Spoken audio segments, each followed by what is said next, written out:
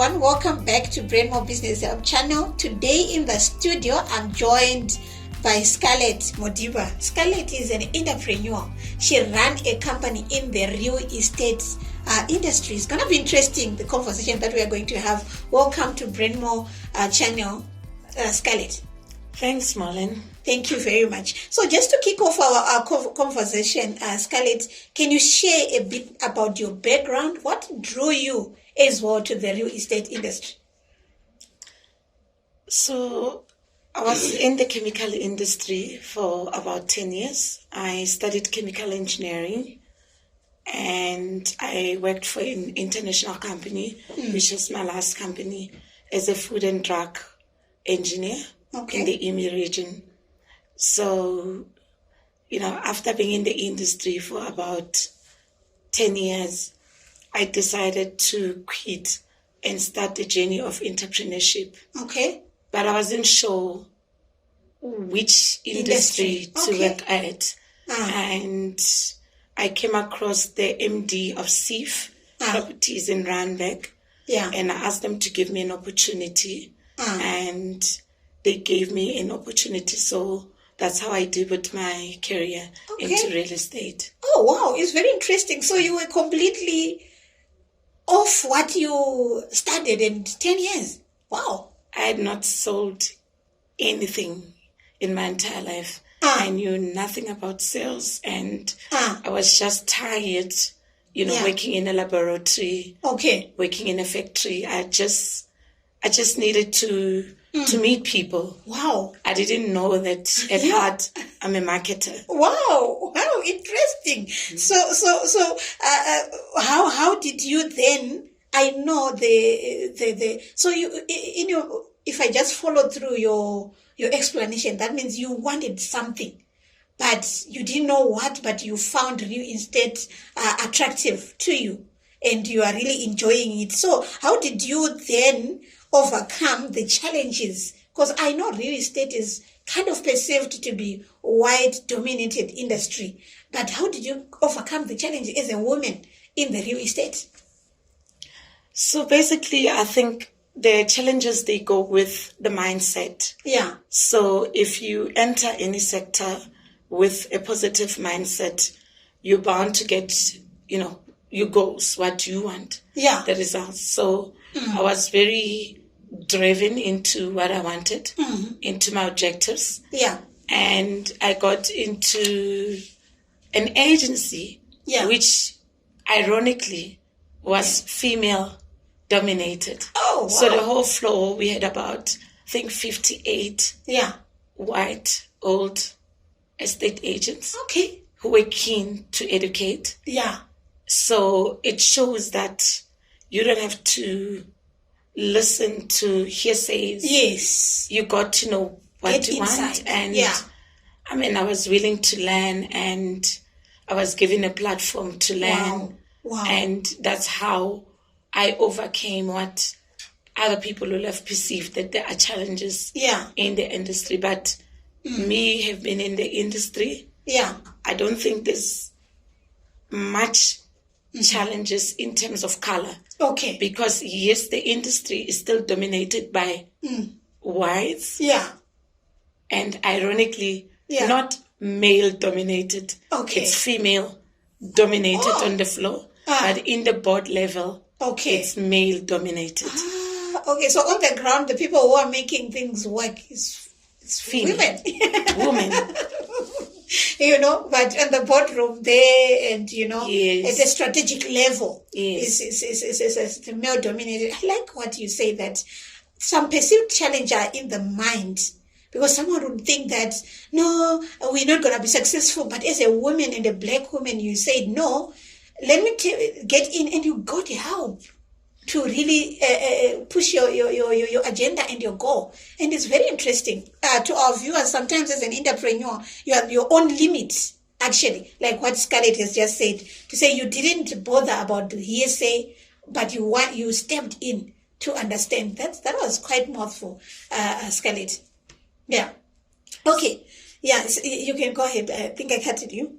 Yeah, so, look, coming from a township, coming from a Black-dominated area and coming from a university that is totally Black-dominated and coming from a workspace which is factory-orientated and majority of people are either Indian or Black. Yeah. When you enter into that space, your mind will tell you to follow, the perception of what people say is to say, okay, you're going to get a white-dominated industry. Yeah. But when you get there, you get welcomed with warm hands and your attitude actually towards the business determines your altitude. Yeah, okay. So your attitude, so it's very important to leave the perception and be and create your own attitude towards the goal that you are actually pursuing. So how did you navigate? You said you got help? Did you have mentors who helped you, guide you through the path of real estate? I had a white mentor. Yeah. And I had two wonderful MDs when I started. Yeah.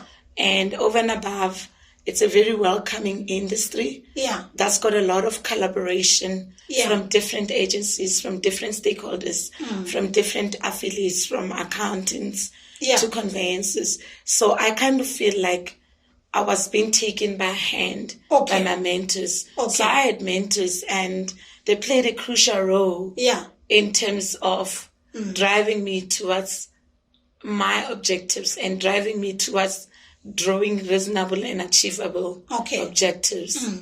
Okay, so the mentors are very critical, having people you lean on or you lean on to understand what the industry is up to and how to navigate via that. I think it's very crucial. Sometimes we overlook, sometimes the person is not really called a mentor, but it's someone who is there for you, who is there to lean on. And like what you say, collaborations.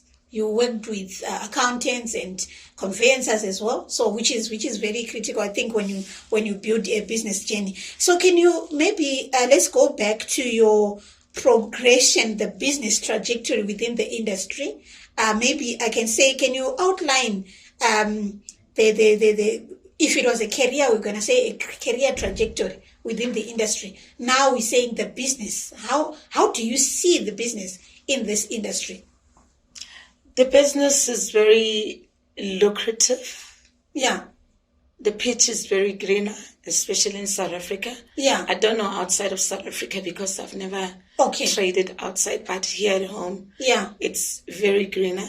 So one of the critical things will be to be able to understand the subsectors before embarking into those subsectors. Okay. So personally, in terms of my own business trajectory, I've been in the residential market for about 8 years. And for about a year and a half, I managed to get into the managing agency space. In the tourism space. So, which is totally different from the real estate, the residential real estate space. However, I mean, it's a huge jump, and there is growth. And personally, in terms of my business trajectory, I'm seeing the results. I'm harvesting the results, what I've planted over the years. Oh, wow, that's very interesting. So I think what you are saying there is to say, if you're thinking of the sector, you need to be able to understand the subsectors within and be able to really see which one do you want to focus on as a business or as a person, where your goal is. So a question, what made you to change from residential to what you are pushing for now? So basically, in the past, as an estate agent, you could do both. You could do managing agency and real estate agency. So the regulation changed. And new legislation was promulgated. So with the new legislation, the two subsectors were kind of separated in terms of legislation. So, I mean, I think that new legislation gave us an opportunity now to be able to make you a practitioner, Oh, a proper practitioner Okay. in those subsectors. Okay. So at the moment, you got to focus on each subsector, Okay. and each subsector has got its own license. Okay. So you need to understand the know-how. But fortunately, by the time the legislation came into place, Yeah. I'd already had experience. Okay. It's just that the business was not structured on its own Okay. for the managing agency. Okay. Oh, no, that's quite interesting. I'm learning a lot in the real estate industry. Thank you for that. I hope our viewers as well are enjoying, especially those that are also, as women, you're thinking of jumping into that, or you actually need more information around that. So what have been your because you have said the domination has been men on top, but on the ground you have seen that women are dominating. So which means it's a different. So what is, because you also shared with me that you are advocacy. You are an advocate for the industry. So what have you been doing to also maybe try to make the men to be women as well to be on those boardrooms somehow in the industry, or what has been happening around? So I'll say we've successfully managed to draft a good agenda as an organization to push transformation. Okay. However, the implementation stage has been difficult because we find that more and more women are uneducated. Okay. So whether black or white, that's the current problem that we have in the country. Okay. So even if you wanted to cascade the agenda down to women, it boils down to the high level of illiteracy and resilience and grit. Yeah. Because for us to be able to take the woman from the bottom up into the boardroom, it's a different game ball. Yeah. So at the moment, we're trying to work together or collaborate with institutes that can actually offer the correct skill set to women, whether black or white or Indian, because at the end of the day, or whether they're foreign, because at the end of the day, we are all South African women, as long as we are in South Africa. But the key thing is for us to be educated. And when we say being educated, not only having a degree from the university, we want women to understand boardroom politics. We want women to understand what do they need to become directors in companies. We want women to understand the CIPC legislation, triple BE legislation, merger and acquisition, and also to understand the financial sector, what's expected of them. Because, I mean, for you to take a woman from the bottom to the boardroom, and when they're not ready, it will be a hassle. So you from what you're saying, you dealing with the fundamental issue. Why? So the most part of it is the education around then you're trying to push that agenda of maybe eradicating the gap, so that at least because obviously if someone is not given the skills, we cannot expect that. That's a very important agenda that you are pushing, Scarlett, there. And I know that with the girls, there's a lot of girls, actually more girls than boy children as well. So with that in mind, I think it's equipping women, and to a great extent, I think you're going to make a lot of impact in the society and in the economy to try and even out and upskill women specifically. That's a great job there. So I know as an entrepreneur, people speak about entrepreneur. I'm also an entrepreneur. I know the journey. It's a tough journey and stuff like that. So how have you balanced the demands of the real estate, entrepreneurship, and all other life challenges? I think it only happened because I've got a strong family structure. and support. So mostly from my children. Okay. And the house help. Okay. So you for being in real estate is quite a demanding career, quite a demanding job as well. So you need that support, especially from the children, from the spouse, from house help. So I think most of the support came from family. Okay. So just to our viewers, if you are an entrepreneur, a woman as well as a woman as well, you need support. I think all entrepreneur, male and female, they need support. But I think it's much more as a woman, because you have a lot of responsibilities, a mother, maybe as a wife, or you have a lot of duties. So the support is actually key for the success of the business. So what are the strategies maybe that you have implemented to try and maintain balance, work-life balance? What are some of the strategies? What do you do there? So basically, I guess because of my career, it's a bit stable now. I do have more time for family. But as a starter, if you're coming into the industry, it becomes difficult. So I think having young adult children, because my children now are like older. Oh, okay. So it's working better. Okay. So they are able to support for me to be able to work.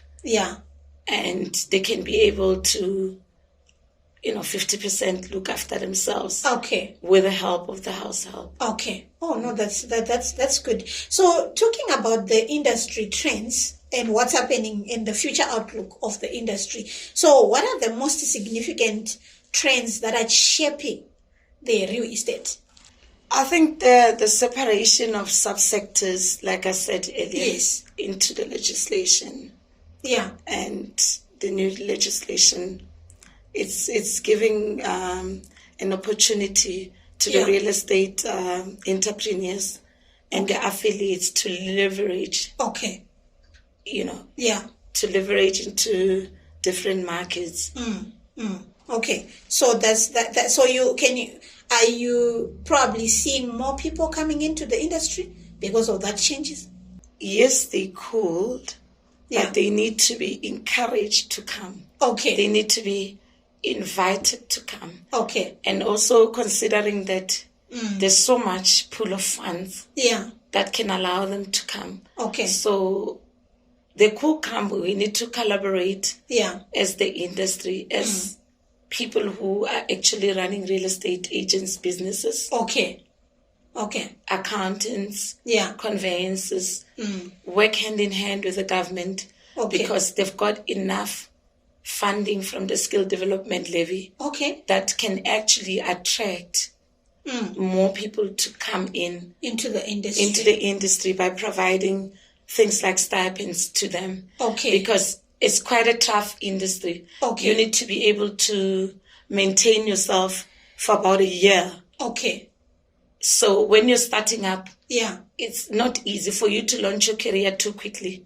You need a mentor who will activate and ignite your career quickly for you to be able to reap the rewards. However, I think, yes, they could come. But there's motivation needed. There is more intervention needed from different stakeholders to encourage more people to come.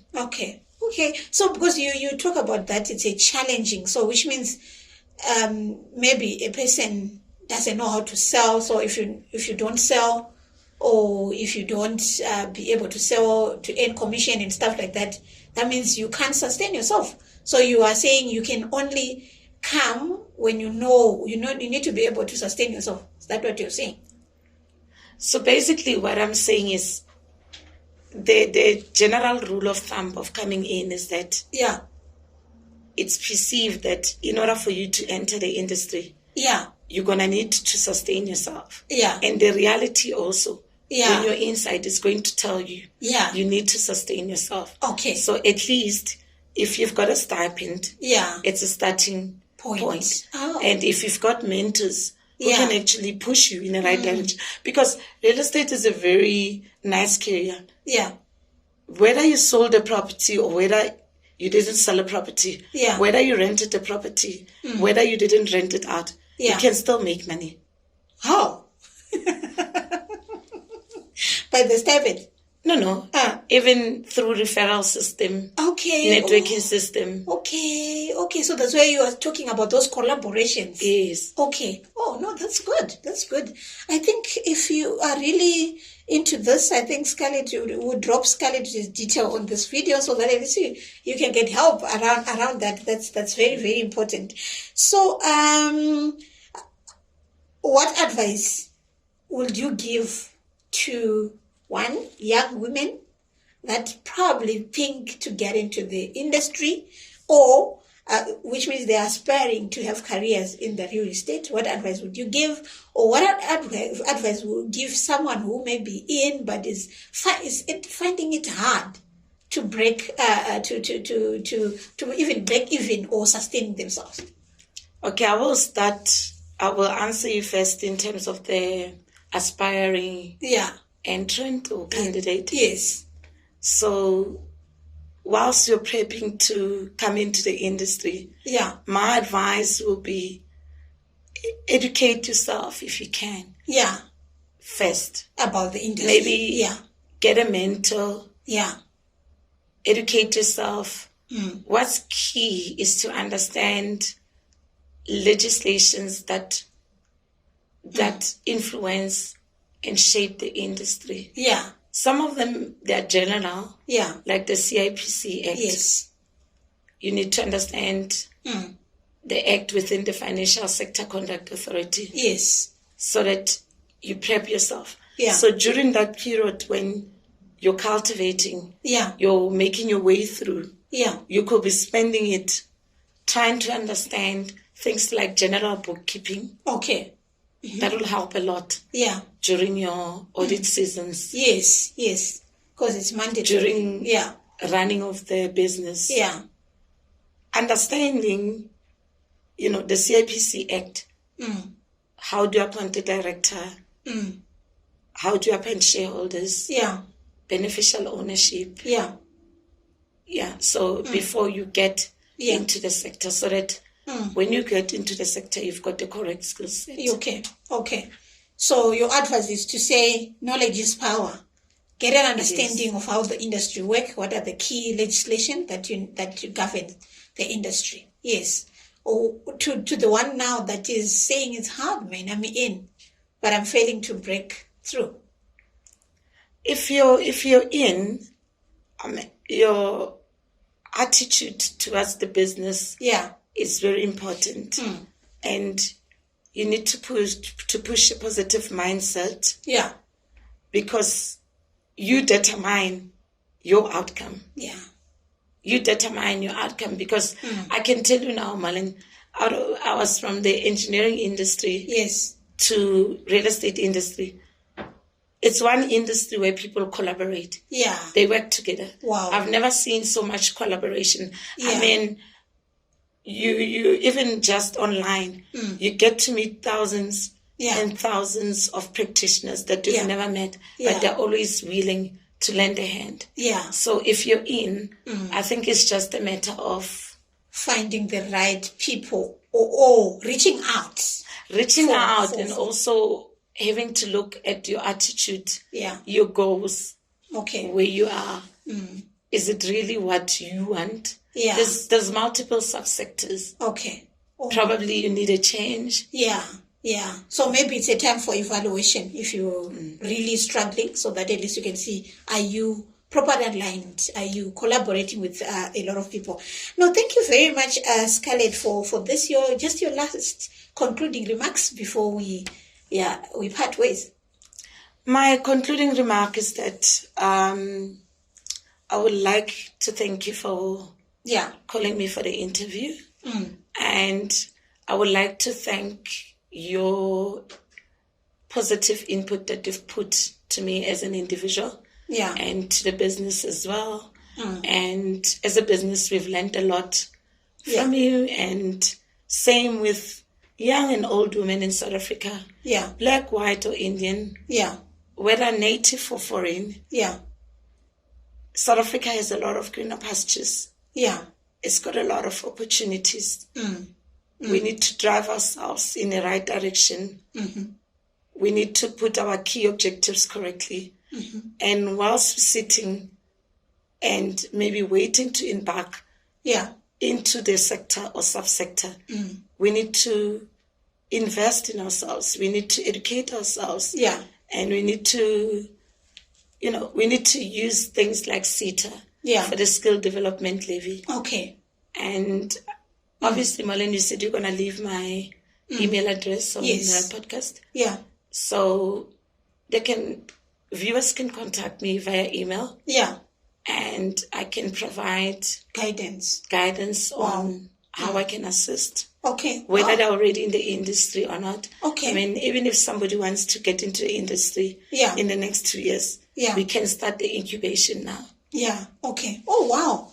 There you go. The details will be on this podcast, in a comment or on the podcast itself. So get in touch with Scarlett if you are in the industry or you want to get into the industry. Thank you very much, Scarlett. Thank you for your time, and thank you for telling us more about this industry. That was so powerful. I hope our viewers have found the information very useful. If you did, why don't you just share and like and comment? Thank you.